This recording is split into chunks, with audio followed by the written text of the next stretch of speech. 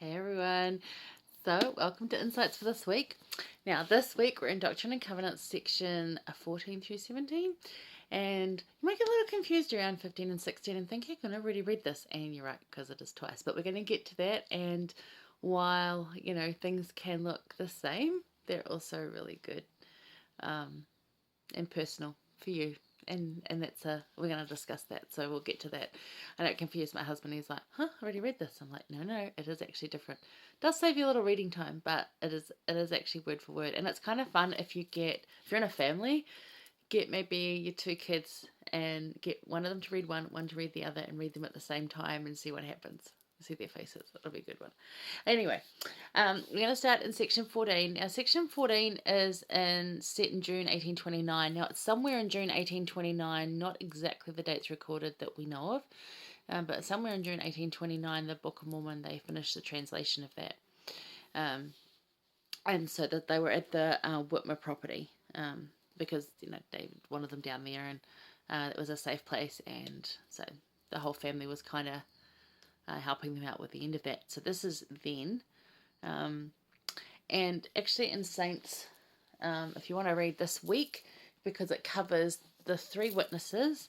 Now, there's nothing actually about the experience of the 8 witnesses in the Doctrine and Covenants, but that is a thing.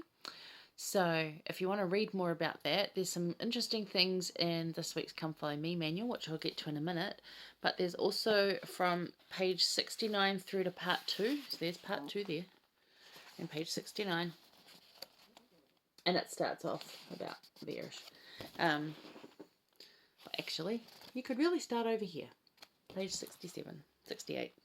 Anyway, and that talks about like the story part of it and how it unfolded. And there's some really cool experiences in there from other members of the family and other friends and family that they had around them, and the experiences they had. There's another visitation from Moroni to someone not expected, and a lot of people didn't know about that prior to Saints coming out, because although it was out there, it wasn't like widely known. Anyway, so have a go read of that. Again, Saints really easy to read. It's super good, like story wise, gives you a good story.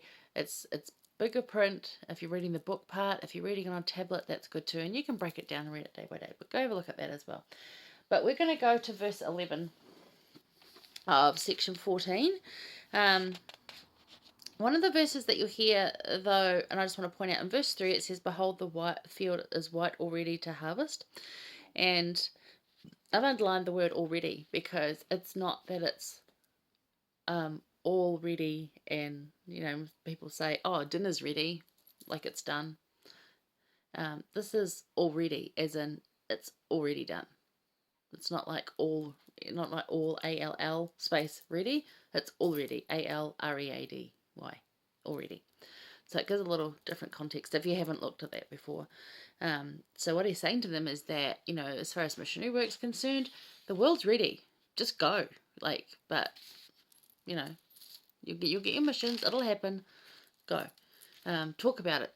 Be honest, because previously he's advised them to wait. But now the Book of Mormon's translated, they're going to get it into print.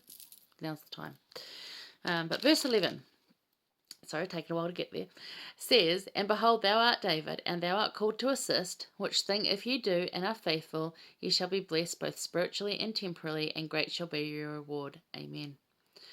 So, apart from remembering who you are, because back in Jesus Christ does this a lot. Back in verse 9 he says, behold, I am Jesus Christ. And then here he says, and you art David. So again, he knows you by name. And remember who you are. He remembers who you are. You remember who you are. Okay. But the thing here is, how can I help? Because we've been talking about, there's a lot of people lately that we've talked about that have come to Joseph Smith and said, what can I do? How can I help? What do you need me to do? And they've each had revelation given to them about how they can help. Now, there was other people who were saying the same things that didn't get revelations recorded in Doctrine and Covenants. I'm sure they had some really nice words and some lovely prayers of thanks, but there was a lot of people coming in and saying, how can I help? What can I do? So that's what we're going to talk about now. How can I help? What can I do?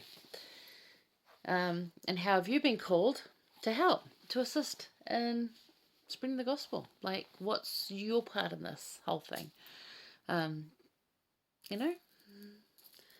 It's different for all of us, and we're all needed, and we all have a place in this gospel. So what's yours?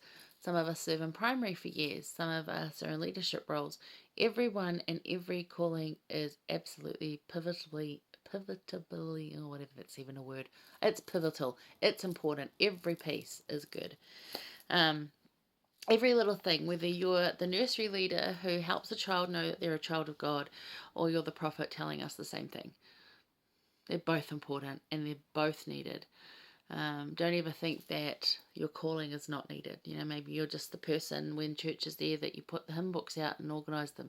Well, I can tell you I'm very thankful for that, because sometimes when that's not done, I have to go looking for one. Because sometimes we sing a hymn that I don't know. So there's great things there. Even just from like passing the sacrament, blessing the sacrament, I really appreciate the priests and the deacons who do gluten-free sacrament for my husband and I. And that's not always the easiest thing. And previously it's not been available because people thought it was hokum. But it is actually a real thing. So, just down to that, and them organising that and taking care of that, because it's not just there. They had to think about it a little more, communicate between themselves to get a plan to do it. So even just doing that, as simple and little as it might seem, it means a lot to us. So everything that is in the work, whether it's missionary work, whether it's preaching to members already, like teaching in class, whether it's driving the missionaries, feeding the missionaries, whether it's having people in your home, whether it's just being a good example in the world, every one of us has a part in that. There's a quote from President Thomas S. Monson. He said, "Remember that this work is not yours and mine alone. It is the Lord's work, and when we're on the Lord's errand, we're entitled to the Lord's help. Remember that whom the Lord calls, the Lord qualifies." So whatever your calling is in this work,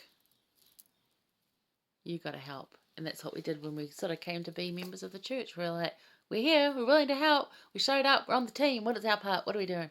And that'll change over time, and it'll be dependent on your circumstances, it'll be dependent on your ward structure, where you live, what talents and skills are needed from you at that time. So it will constantly change. It might seem the same to you. Maybe you have been in primary for 30 years, because that does happen too. But that's your work. It's part of building the gospel of Jesus Christ, and it's part of you helping. So be positive about it. Okay, so that was number 1. I'm going to do number 2.